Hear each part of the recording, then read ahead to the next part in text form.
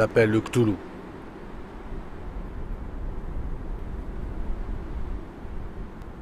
Trouvé dans les papiers du défunt Francis Wayland Thurston de Boston. De tels êtres, ou de si grands pouvoirs, il est concevable qu'il y ait une survivance. Survivance d'un temps extrêmement reculé où la conscience se manifesta peut-être sous des formes et figures en retrait depuis longtemps, avant la marée de l'humanité en marche. Formes dont seule la poésie et la légende ont saisi un souvenir fugace et qu'elles ont appelé Dieu, monstres, êtres mythiques de toutes sortes et espèces. Algernon Blackwood.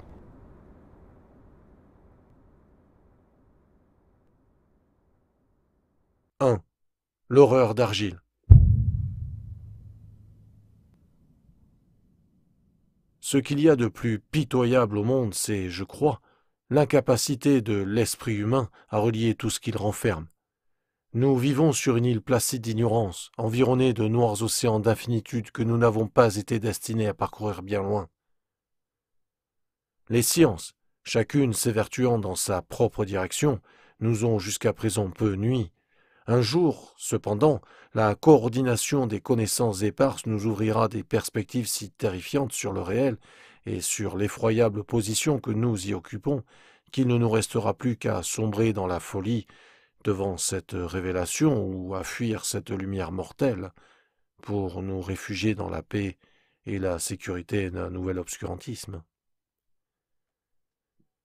Les théosophes ont eu l'intuition de la grandeur effrayante du cycle cosmique à l'intérieur duquel notre univers et la race humaine ne sont que des incidents éphémères.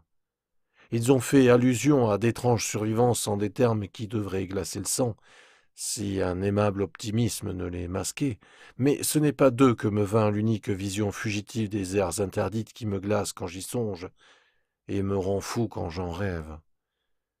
Cette vision, comme toutes les visions redoutables de la vérité, surgit brusquement de la juxtaposition accidentelle d'éléments distincts.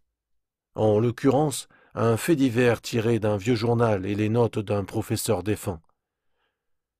Je souhaite qu'il n'y ait jamais personne pour effectuer à nouveau ce rapprochement.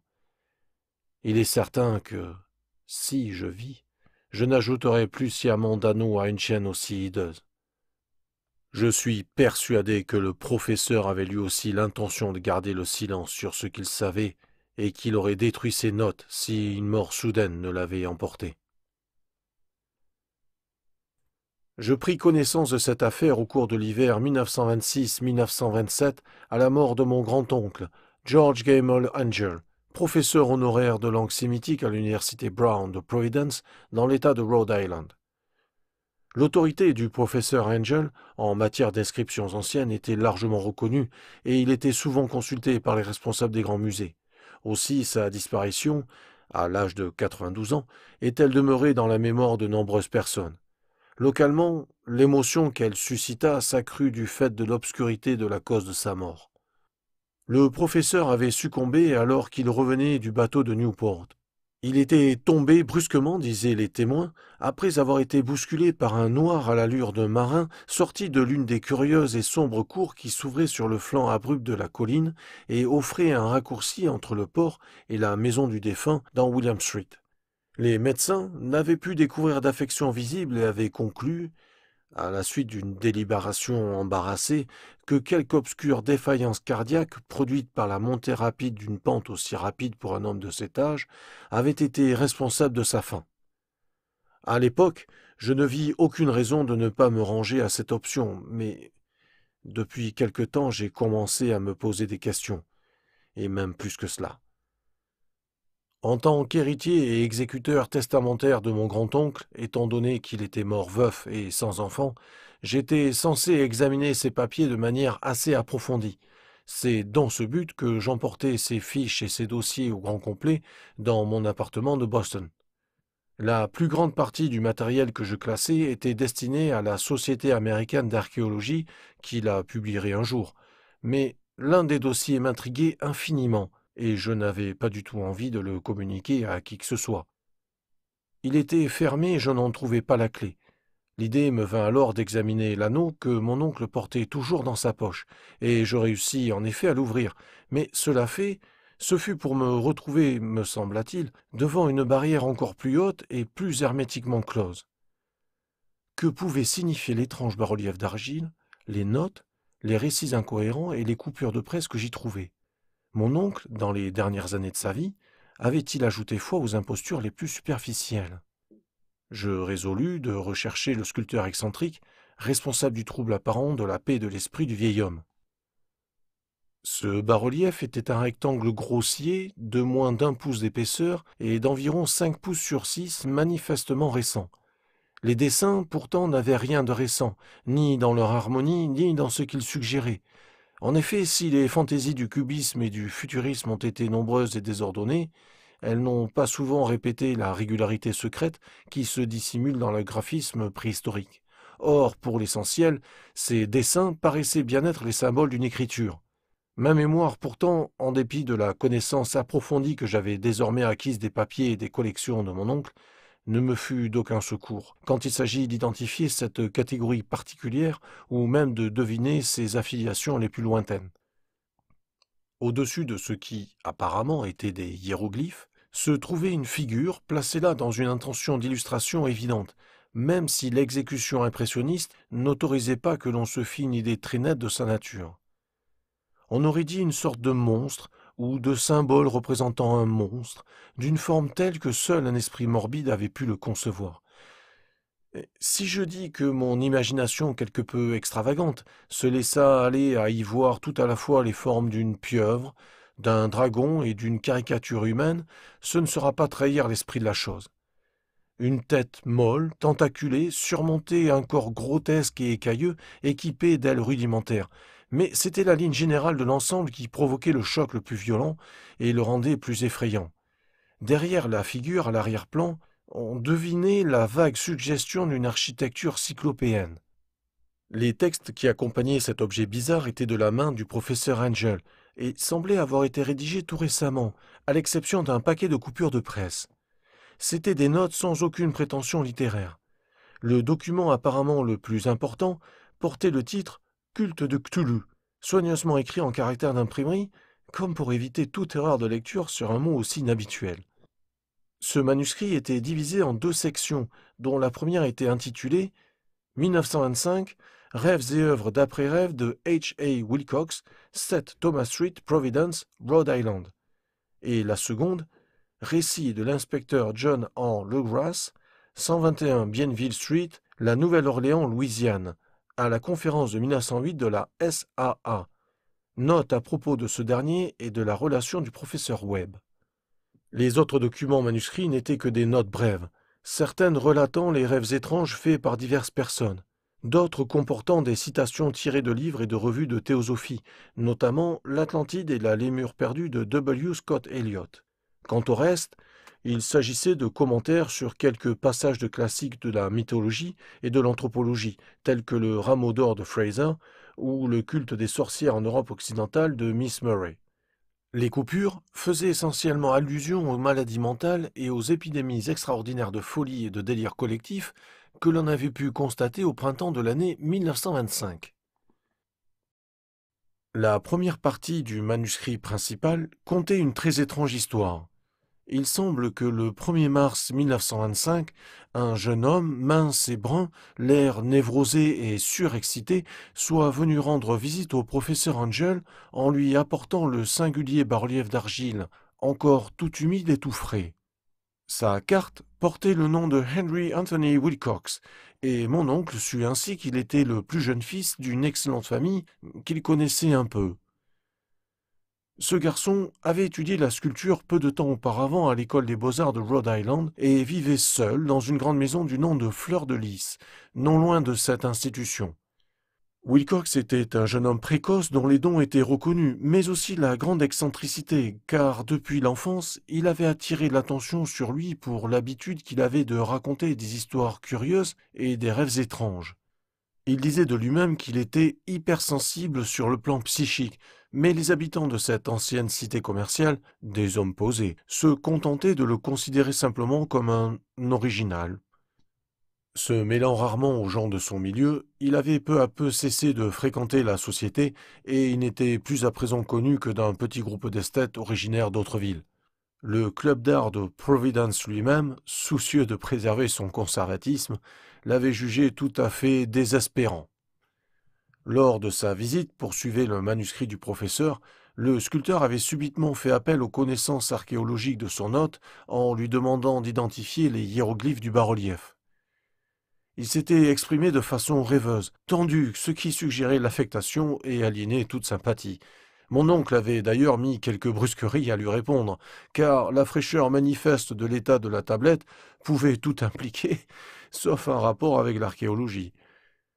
La réplique du jeune Wilcox, qui avait assez impressionné mon oncle pour qu'il s'en souvienne et la note mot à mot, avait été faite sur un ton de poésie fantastique, qui avait dû être imprimé à toute la conversation, et dont je me suis aperçu depuis qu'il était hautement caractéristique du personnage. Il avait dit « C'est neuf, c'est exact, car je l'ai fait la nuit dernière au cours d'un rêve de cités étranges. Et ces rêves sont plus anciens que la sombre Tyr, le sphinx contemplatif ou Babylone ceinturée de jardins. » C'est alors qu'il avait commencé ce récit incohérent qui avait soudain réveillé quelque chose dans la mémoire endormie de mon oncle, et fait que celui-ci l'avait écouté avec un intérêt passionné. Il y avait eu un léger tremblement de terre la nuit précédente, le plus considérable qui ait été ressenti en Nouvelle-Angleterre depuis plusieurs années. Or, l'imagination de Wilcox en avait été vivement affectée. Après s'être endormi, il avait fait un rêve comme il n'en avait encore jamais fait, avec des cités cyclopéennes, faites de blocs de pierre titanesques et de monolithes qui s'élançaient vers le ciel, le tout ruisselant de vases vertes et sinistres d'horreurs latentes. Des hiéroglyphes couvraient murailles et piliers, et d'un point indéterminé au-dessous de lui était sortie une voix qui n'était pas une voix. Une sensation chaotique que seule l'imagination permettait de traduire en son, mais qu'il avait tenté de rendre par l'enchevêtrement presque imprononçable de ses lettres. Cthulhu Ftagan. Cet entremêlement verbal avait été la clé du souvenir qui avait excité et troublé le professeur Angel. Il avait questionné le sculpteur avec une minutie toute scientifique. Il avait ensuite examiné avec une intensité presque frénétique le bas-relief auquel le jeune homme s'était retrouvé en train de travailler, glacé et simplement vêtu de ses vêtements de nuit, quand le réveil l'avait surpris et stupéfait. Mon oncle avait accusé son grand âge, devait dire plus tard Wilcox, de la lenteur avec laquelle il avait identifié les hiéroglyphes et le dessin qui les illustrait. Nombre de ces questions parurent très déplacées à son visiteur, surtout celles qui tendaient à l'associer à des cultes ou des sociétés étranges. Wilcox ne parvenait pas à comprendre les adjurations répétées de silence qu'il se voyait présenter, en échange d'une admission à quelque vaste savoir religieux, mystique ou païen. Quand le professeur Angel fut persuadé que le sculpteur ignorait en réalité tout culte ou tout système de tradition cryptique, il assiégea son visiteur de prière pour qu'à l'avenir, il vienne lui raconter ses rêves.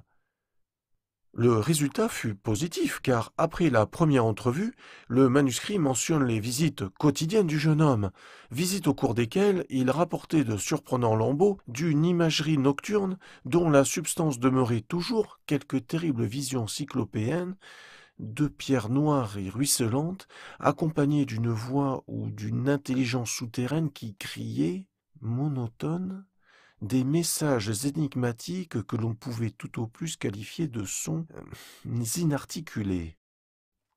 Les deux vocables les plus fréquemment répétés étaient ceux que rendent les lettres Cthulhu et R'lier. Le 23 mars, disait encore le manuscrit, Wilcox n'était pas venu. Une visite à son domicile permit de savoir qu'il avait été pris d'une obscure sorte de fièvre et transporté dans sa famille à Waterman Street. Il avait appelé dans la nuit, réveillant divers autres artistes qui logeaient dans le même bâtiment que lui, et il n'avait plus manifesté depuis lors que des alternances d'inconscience et de délire. Mon oncle avait aussitôt appelé la famille par téléphone et dès lors avait accordé une attention sans relâche à cette affaire, se rendant souvent au cabinet de Thayer Street du docteur Toby, auquel on avait fait appel. L'esprit fébrile du jeune homme explorait manifestement divers domaines et le docteur frissonnait parfois quand il en parlait. Il y avait, certes, ce dont il avait déjà rêvé, mais aussi des allusions désordonnées à une chose gigantesque qui avait des miles de haut et qui marchait ou montait à pas pesants. Il ne devait jamais décrire complètement cette chose, mais certaines paroles prononcées dans son délire et répétées par le docteur Toby convainquirent le professeur qu'il devait s'agir de la monstruosité sans nom qu'il s'était efforcé de reproduire dans sa sculpture de rêve. Toute référence à cet objet, ajoutait le docteur, était invariablement le prélude à une léthargie dans laquelle sombrait le jeune homme. Chose curieuse, sa température ne s'élevait guère au-dessus de la normale. Par ailleurs, l'état général était tel qu'il suggérait la présence d'une fièvre véritable plutôt que celle d'un trouble mental. Le 2 avril, vers 3 heures de l'après-midi, toute trace de la maladie de Wilcox disparurent soudain. Il s'assit bien droit dans son lit, fut surpris de se retrouver chez ses parents et parut tout ignorer de ce qui s'était passé, en rêve ou dans la réalité, au cours de la nuit du 22 mars. Comme le docteur le jugeait rétabli, il retourna au bout de 3 jours dans son appartement. Il ne devait plus être d'aucune assistance pour le professeur Angel. Les rêves étranges s'étaient évanouis au moment où il avait guéri, et mon oncle cessa de recueillir ses pensées nocturnes au bout d'une semaine de récits de visions des plus ordinaires, sans grand sens ni intérêt. C'est ici que s'arrêtait la première partie du manuscrit, mais les références qui étaient faites à certaines des notes en désordre me donnèrent beaucoup à penser, tant même que seul le scepticisme invétéré qui était alors à la base de ma philosophie peut expliquer la défiance prolongée que j'éprouvais à l'égard de l'artiste. Les notes en question décrivaient les rêves de diverses personnes pendant la période où le jeune Wilcox avait fait ses étranges visitations. Mon oncle, semble-t-il, avait rapidement mis en place un corps d'enquête d'une ampleur prodigieuse auprès de la majeure partie des amis qu'il pouvait interroger sans impertinence. Il priait de lui envoyer le récit des rêves qu'il faisait chaque nuit et la date de toutes les visions notables qu'ils avaient eues depuis quelque temps.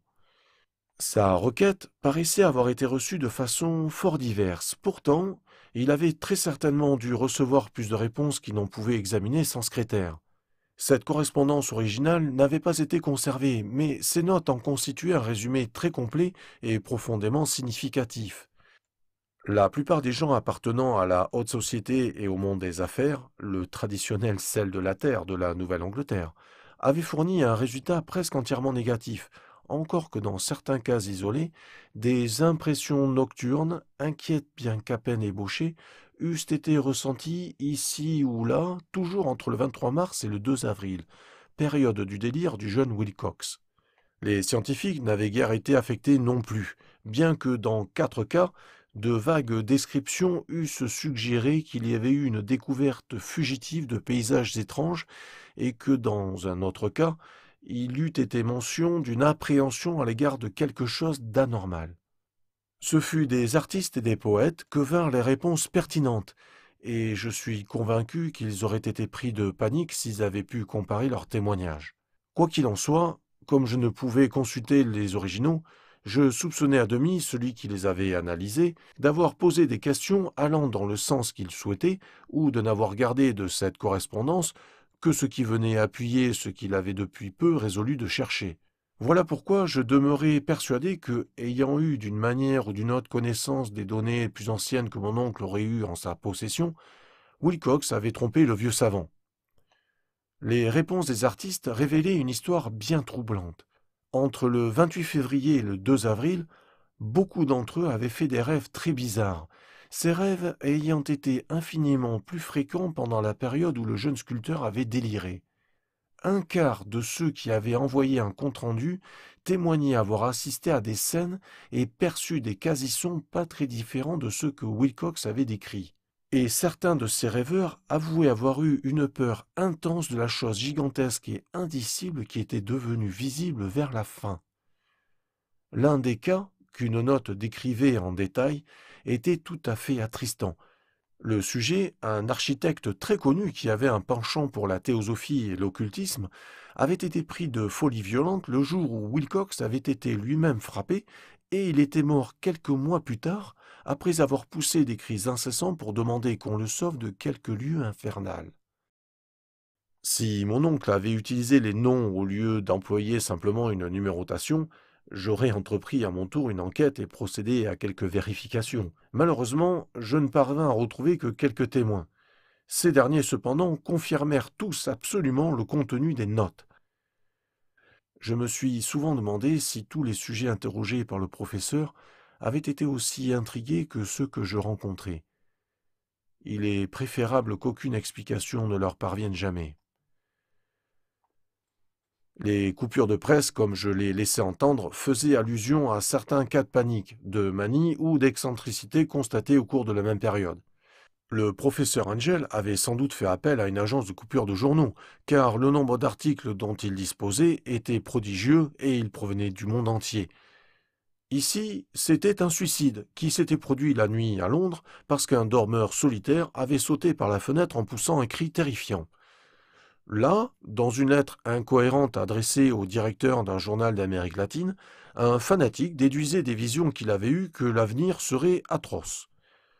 Une dépêche de Californie décrivait une colonie de théosophes qui revêtaient en masse des robes blanches, dans l'attente de quelque accomplissement glorieux qui ne se réalisa jamais, tandis que des entrefilés venus des Indes évoquaient à mots couverts de sérieux troubles indigènes qui s'étaient produits vers la fin du mois de mars.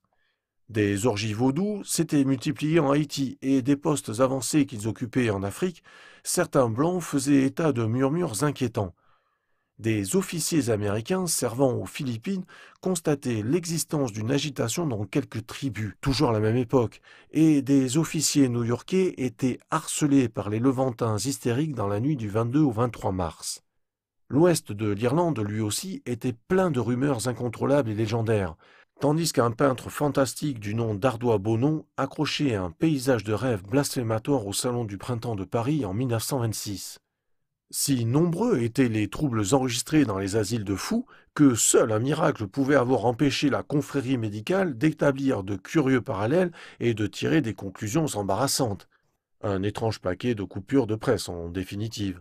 Et je comprends mal aujourd'hui le rationalisme insensible avec lequel je les écartais. Cependant, j'étais alors convaincu que le jeune Wilcox avait eu connaissance de problèmes plus anciens, également mentionnés par le professeur.